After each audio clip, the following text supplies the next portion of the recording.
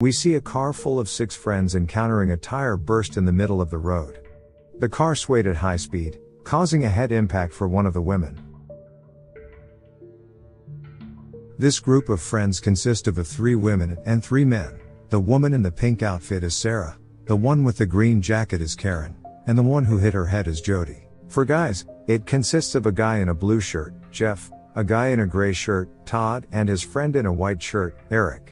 The point is that they all want to go to Jody's sister's birthday, which will be celebrated in a remote town. So remote that the number of cars that pass through this route in a month can be counted.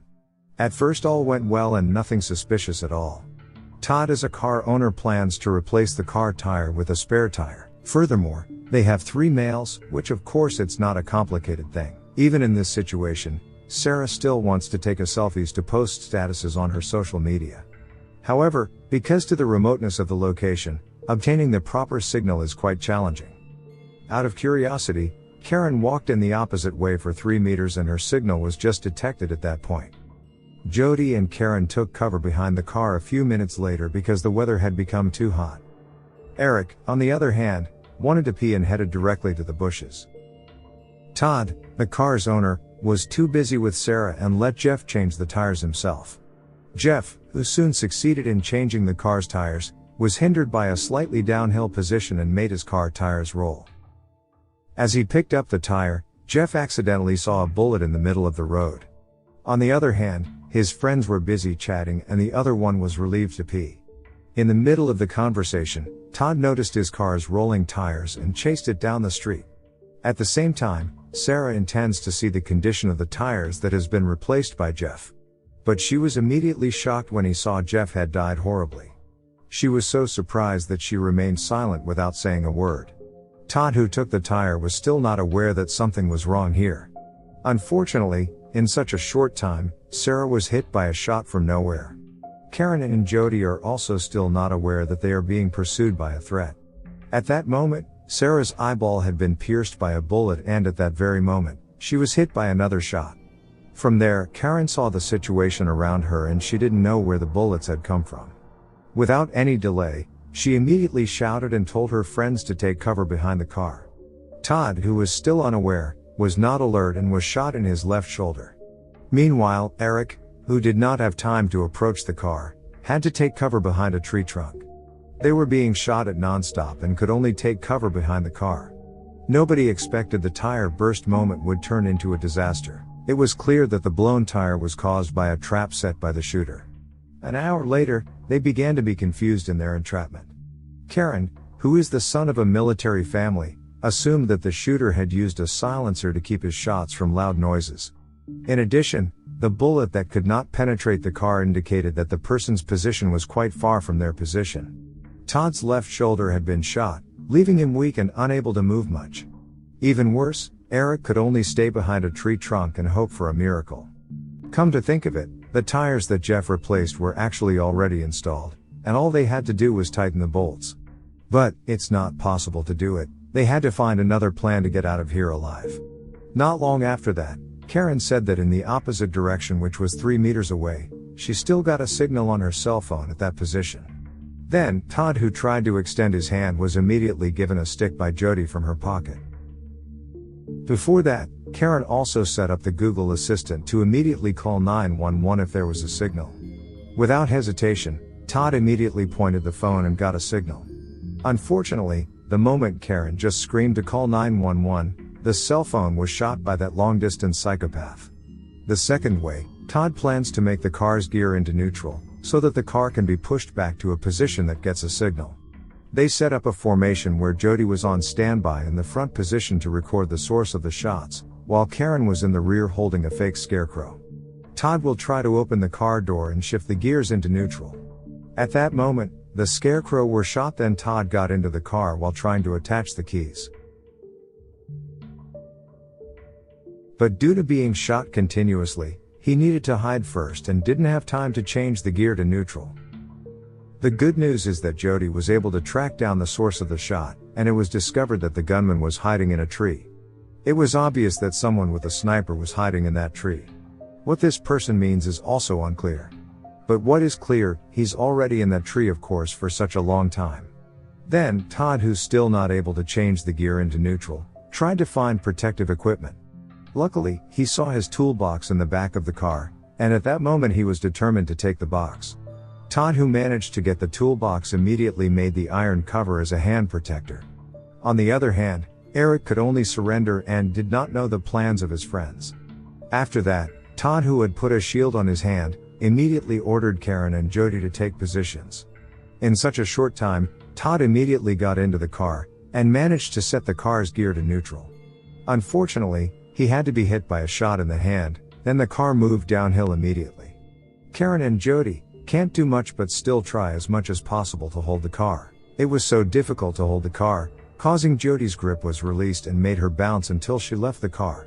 In the end, the tires of the car that had not been bolted on were directly shot and made the car stop.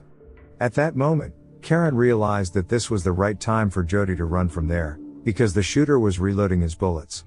At the same time, Eric tried to escape from his position, but he was shot before Jody. Well, as a result, Eric couldn't go anywhere else with the condition of his legs that had been shot on both of them.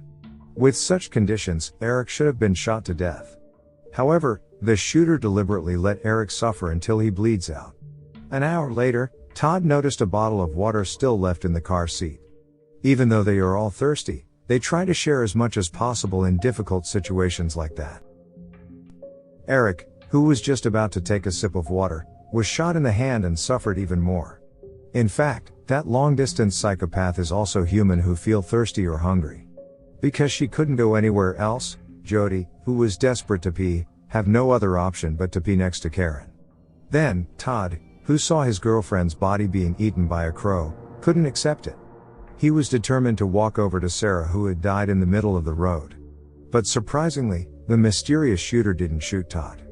In fact, Todd still had time to kiss his girlfriend and hold her hand. On the other hand, Eric, who was already dying, saw a wolf approaching him. If it's like this, Eric immediately surrenders because the wolf will devour himself alive. Meanwhile, Todd, who challenged the shooter, accidentally saw a passing car from a distance. Of course, this is a rare occurrence with such a small chance. Unfortunately, Todd was shot at that point, causing the wolf not to eat Eric. Todd had no choice but to die right there in front of his girlfriend's body. At that moment, the car's driver saw Karen and Jody waving. However, the woman's hand was shot, and the bullet went straight through her ring finger. As a result, blood splattered all over the place. It became even worse when the steering wheel became uncontrollable. Then, the car crashed into Todd's car that was in front of him and caused Jeff's head to fall off his body. As a result, Karen and Jody's only hope vanished in an instant. The woman who was driving the car started to wake up. However, not long after that, she was hit by several shots from the shooter. Here we can also see the man who tries to save his thrown daughter. Karen and Jody keep yelling to him to stay cover behind the car. At a moment like this, Karen told the father to call 911. Apparently, the position of the father was already in an area that received signal coverage. The shooter, who didn't know where the father was, started shooting at a car's tank until it leaked. In the end, the car exploded and there was no longer any protection for the father. You can see for yourself, slowly the father had to die with the burning body. Meanwhile, across the street, the daughter was still awake with full of wounds. The moment she just woke up, the long-distance psychopath shot the daughter's head until it burst. From these few minutes, instead of getting better, Karen and Jody had to watch death after death, which got worse. They are also confused about how to avoid that long-distance psychopath, even if the assistance car cannot cross this road. Until finally, Karen ultimately comes up with a plan, and the two of them must act once nightfall. Karen said that the shooter's sight would be more difficult when there was smoke at night. As night fell, the mysterious shooter continued to monitor the location and didn't miss a second. Then Karen, who was ready with a cutter, planned to tear some of the seats in the car.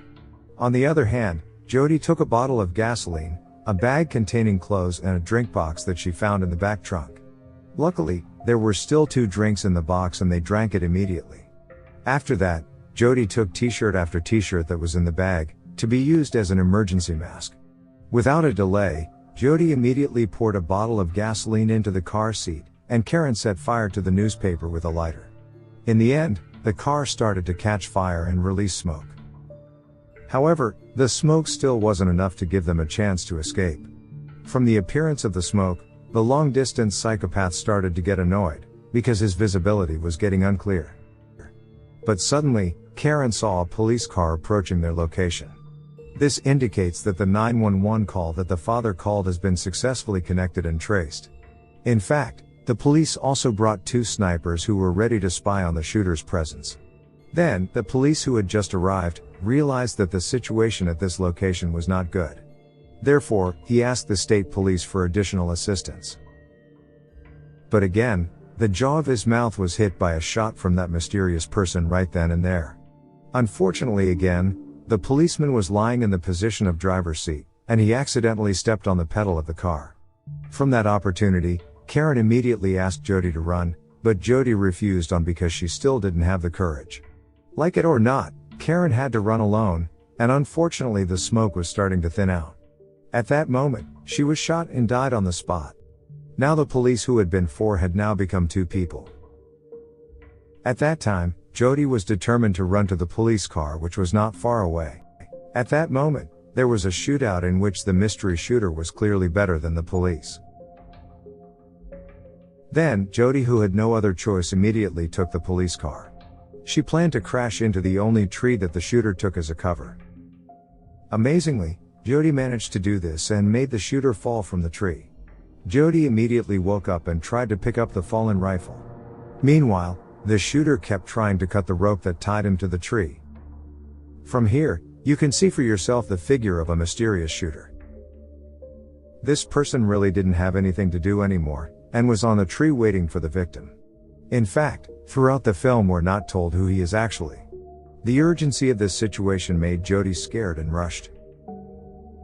At that moment, she shot the man many times until he died on the spot. Still not satisfied, it took Jody one more shot to shoot the mysterious man in the head. However, while reloading the bullet, the cock of the gun suddenly stuck. Like it or not, Jody then hit the man with the tip of the gun, until his face was destroyed. Then, Jody saw some scratches on the rifle. You could say this line marks how many victims have been shot dead on this road. As a farewell, Jody wanted to hit the man on the head one more time, but unfortunately the gun cocked and shot Jody in the neck. It's really irritating to see this. If I may give a suggestion, it's better if the scene is cut when the shooter is dead. Well, after all, if you're going somewhere, figure out which road you'll be crossing.